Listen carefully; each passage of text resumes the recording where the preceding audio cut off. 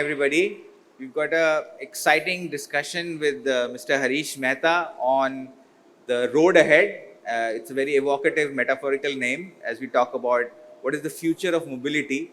We will focus more, of course, on the EV side of things because we've had many discussions on biofuels and, of course, the Biofuels Alliance that was announced by our Honorable Prime Minister and referred many times in his inaugural address as well a few days back. So we will kind of focus on that. But of course, the mobility market in India and transport in general is seeing significant growth, right? If we see in terms of our energy mix, while transport is a fair bit behind industrial, it is the fastest growing energy consuming sector. Close to 6% of growth, very much close to our GDP in that sense, right? So transport is big, it is growing. Which therefore brings us to the question of what fuels that transport or what drives it ahead, right? EVs is clearly a key aspect of that, given we also have significant net zero and decarbonization ambitions. But having said that, as I also mentioned earlier, there are other alternate fuels that are there. But leaving that aside for now, I think what I will focus on in my conversation with Mr. Mehta is how we are really seeing this EV market growing. And it has grown substantially. We've seen close to 15, 16 million EV vehicles being sold over the last year. And that is only going to increase. We are expected to see, 15, 20% growth year on year into vehicles where we are talking about in tens of millions of vehicles. We'll soon be getting into hundreds of millions of vehicles, right? So that day is not quite far off, maybe by the end of this decade. With significant impetus coming in from the government, of course, there was FAME 1, there is FAME 2. There are challenges on the horizon. People say what will happen once the subsidy goes away, will it be extended, and so on and so forth. There are PLI schemes for the battery and the advanced cell chemistry that is there. So government has pushed enough, not only at the central level, but there are state government policies that are there. And I would say the industry has equally pushed far ahead.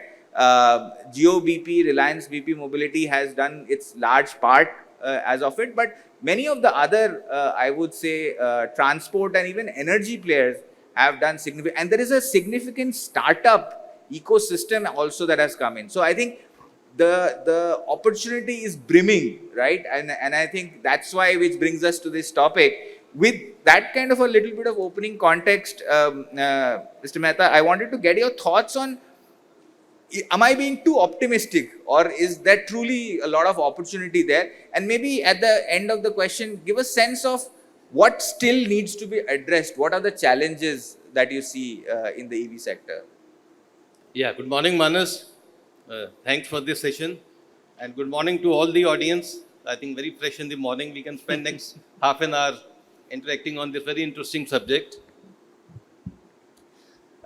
Just in last week, Prime Minister was speaking in the Mobility Expo, and he was talking about the importance of mobility in India. As the economic status of people grow, people are average, per capita is around $2,000, and it's likely to become $10,000 over the next, 5-7 years. The moment people start earning more, the first need, I think, which comes to the mind is purchasing a vehicle. People want to be mobile. So I think, responding to your question, the mobility needs in India with such a large population are definitely going to go much, ahead of what it is today. And as we see that from the current vehicle park, in a matter of 10 years, we are going to reach approximately 320 million park of the overall vehicle park in the country. So this is the kind of overall scope of, I would say, that for the automobiles. Of course, the large number of vehicles still would remain the two-wheelers because of the, I would say that the economic strata of the people who stay in, who are there in our country. This entire transport logistics value chain contribute to approximately 11% of the emissions in India. And globally it is much more because the relevance of mobility is also more. Globally it's around 16%, but in India also it is around 11%. If emissions are at that level, so it's no wonder that it's going to be the focus of both government as well as all the responsible corporates to decarbonize the transport value chain. And I would say that as we are talking specifically on the subject of EVs in this particular session, EVs are going to be at the forefront of decarbonizing the logistics value chain, both for the personal transport as well as for the, in the business aspect of it. And they are, the growth in the EVs is going to be phenomenal over the next few years. And currently, of course, if you see the current year, the two-wheelers have crossed approximately 5% of the total sales of the Penetration, vehicles yes. in terms of the penetration. And if we talk about the four-wheelers, and it's approximately at a level of around 2.5% or so. Around a lakh of four-wheeler EVs will be sold in India, whereas the total vehicle park which is going to be sold is around 4 million, 40 lakhs is what is happening in the current year. So with this kind of a background, I would say that what are the challenges in front of us which we need to look into and solve? The first, I would say that is the affordability part. While the total cost of ownership of EV is certainly very good, very competitive compared to the ICE vehicles, but the capital expenditure which the person, in case he is buying a personal vehicle, he needs to invest is far more. It is probably 25% to 50% more on a EV vehicle compared to what he would have bought for a normal ICE vehicle. So the affordability part is one thing which we need to address. The second, more important than affordability, is the convenience part. I would say that convenience can be segregated into two parts. The first is, of course, the range. If we look at the entry-level vehicles, for a two-wheeler with a battery pack size of maybe 2 kilowatt, the range is only around 60 to 70 kilometers in single charge. And if we talk of the four-wheeler, again I am talking of the entry level because that's going to be the mass market, not talking of the luxury vehicles which can have maybe 70 kilowatt and above battery size. In the entry level, it's around 19.5, 20 kilowatt size. And again, the range is going to be only around 170 to maybe 200 kilometers.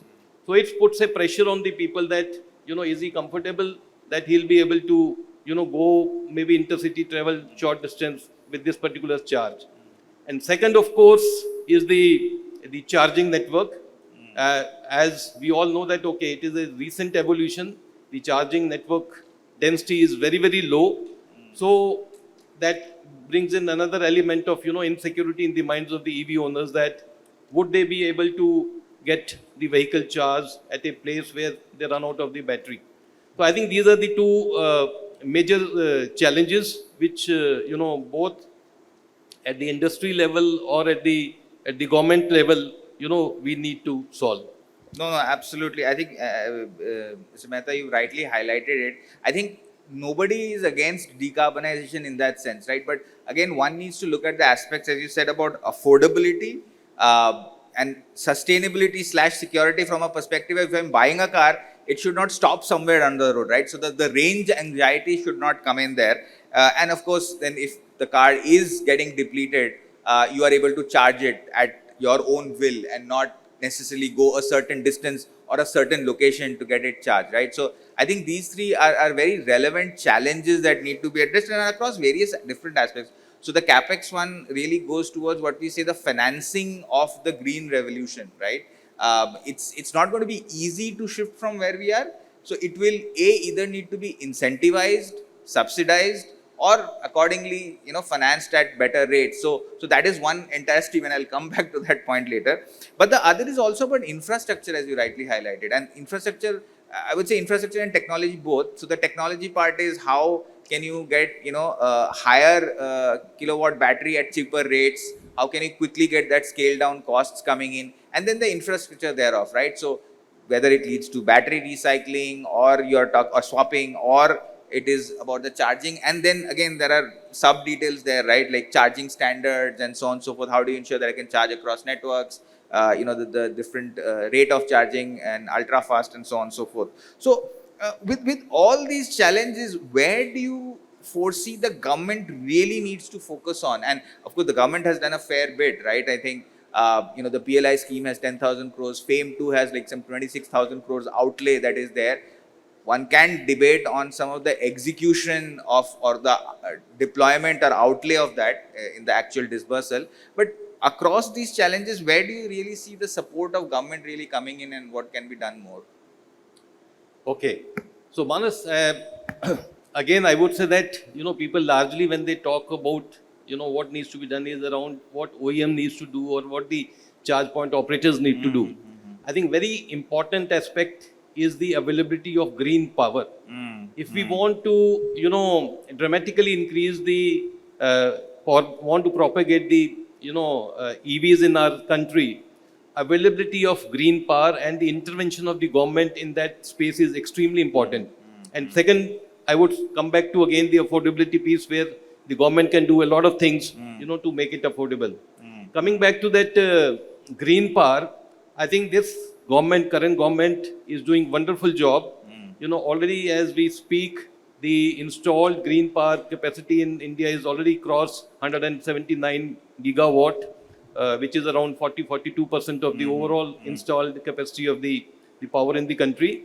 And the mission with which this government has taken by 2030 is very grand, that they want to take this number of, the green power participation to 500 gigawatt. Now, because in case of the EVs, unless they shift to entirely, I would say that green power, it would be futile to propagate the penetration of more and more EVs. So now, as far as we are concerned, now how does this green power is made accessible to every nook and corner of the country? So that's where the open access policy of the government comes into place. And we have seen that again, government has been pretty proactive in this space as well. They have done some reforms. Earlier, the threshold level, to access the open access, the green power through open access was 1 megawatt. 1 megawatt. It has been brought to 100 kilowatt. But again, I would say that in case of green power accessibility through open access, there's a significant element of cost which needs to be addressed. The cross subsidization charge, the wheeling charge, and the transaction charge. All these 3-4 charges put together, they constitute to almost, I would say that 40-50% of the cost, 40% of the 35-40% of the cost. I think these are the issues which need to be addressed by the government. The second part, coming to the another part, piece of another, I would say that on power, getting the power connection itself is a little bit of challenge in our country. I think a lot of maybe digitization or the platforms need to be introduced so that in a very limited time of couple of weeks, the power is made available to the CPOs. That's another element. Coming back to the affordability part, where the government can step up, while the EVs are being charged at a tax rate of 5%, which is quite good concessional rate, I would say that. But the replacement battery, as well as the CPO, charging fee, both are being taxed at 18%. So I think these two tax rates also need attention of the government. If this can be looked at and rationalized further, I think it will do a lot good to the entire ecosystem of promoting, to the EV penetration in the country. So the tax part is very important to be looked at. Absolutely. Sorry for cutting in, Mr. Mehta. Yeah. Was there another point? Or? No. Okay. No, but I think these are very important, and I think you really hit the nail on the head, which is the biggest element to focus on. As consultants, we always say focus on the 80-20 and green power, and this actually goes back to an even more core issue, right? When we say EV, we feel better because there is no emission right at where we are doing, but eventually the power that is coming in is coal and maybe to some extent gas, etc. Right? If it is not genuinely the entire supply chain isn't green, it's actually not green in that. there is another aspect to it which I'm not touching, which is the mining and metals part of the material part of the battery value chain. But leaving that aside, I think green power and the cost of that, because that literally goes into the OPEX part of it. And then, as you said, the ease of business of setting up the charging stations itself, plus the taxation across the ecosystem, as you rightly highlighted, is a key aspect. Yeah, that is there. just Manas, one more point. I thought that I'll add to what I said earlier.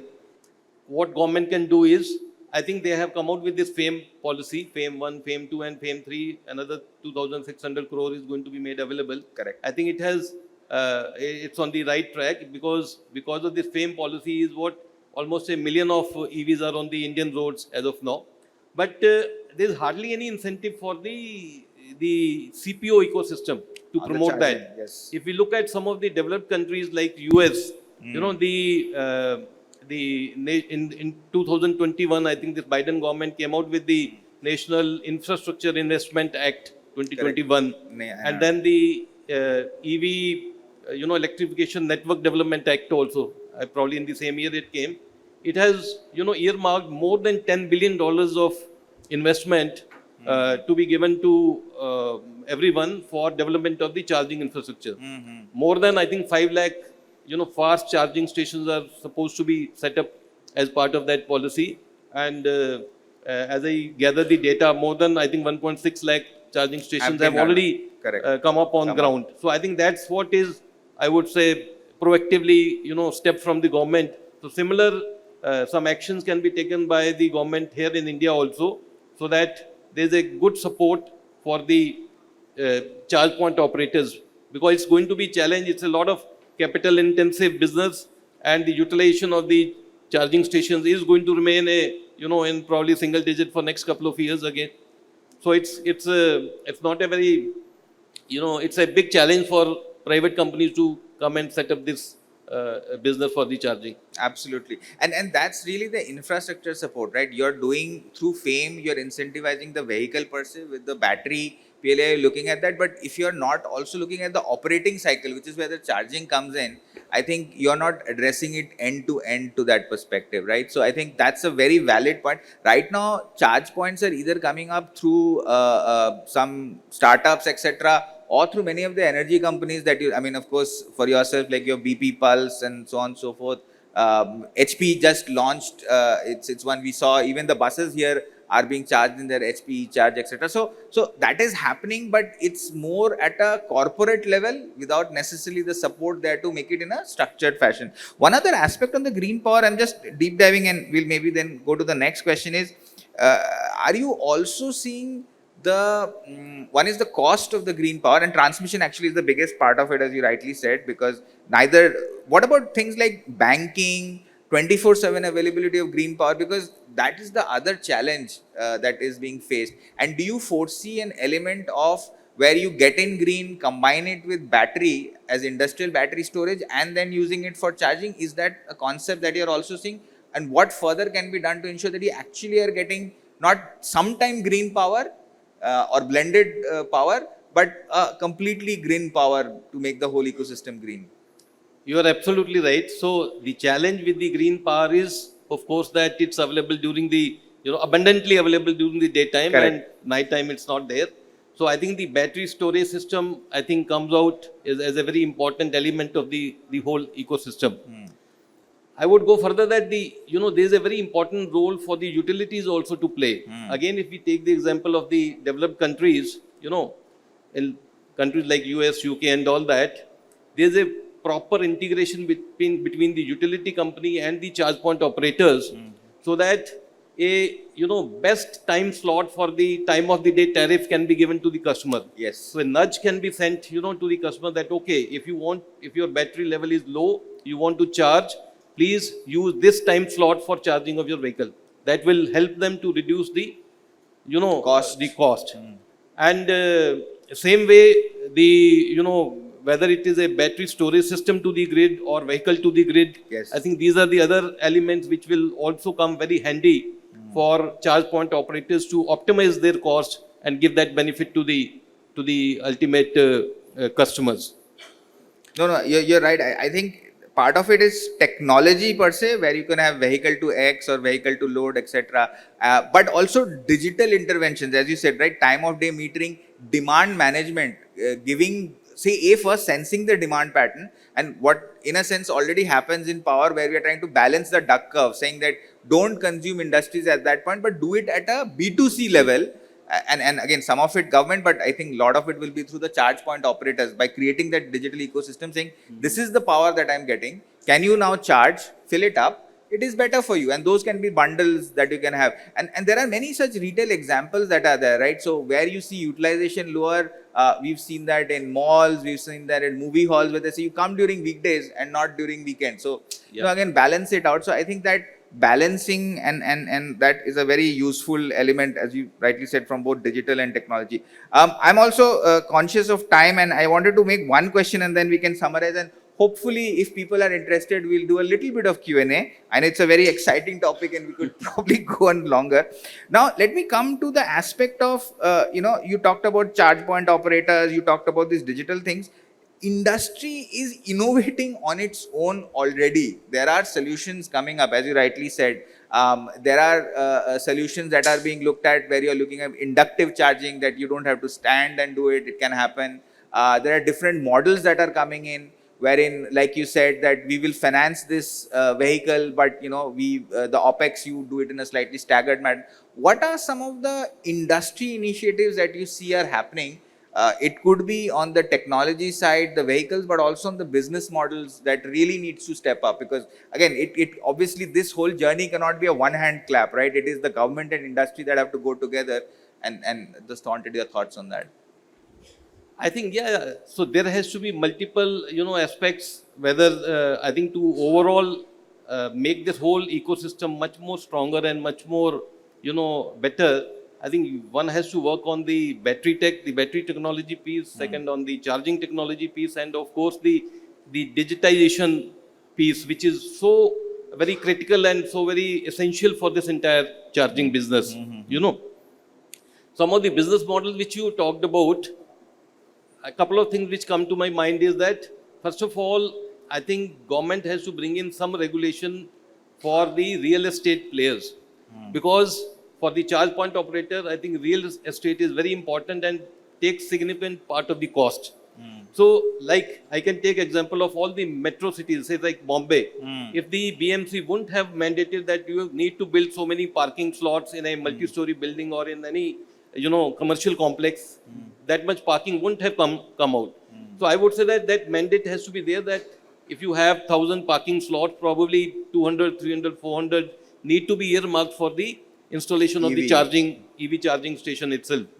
The second business model is, as I talked about the cost part, significant cost of the power which we get through open access is the cross subsidization charge.